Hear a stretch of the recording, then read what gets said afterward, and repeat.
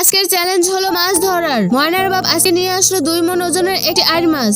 মাছটিকে কেটে নদীতে ফেলে দিলাম। মাছটিকে খেতে রাতে অনেক মাছ আসবে। ময়নার বাপ এখন চলো বাড়ি যাই, যা হবে দেখা যাবে কালকে সকালে। ওহো, সূর্য উঠে গেল। ময়নার বাপ মোটর নিয়ে আসলো পানি হিসার জন্য। ময়নার বাপ মোটরটি ঠিক করতে লাগলো। এখন মোটর স্টার্ট দেওয়ার পালা। রাজু, তুমি মোটর স্টার্ট দিয়ে দাও। ওহো, বলতে বলতে পানি হিসা শেষ। রাজু, বালতিটি দাও, মাছ ধরবো।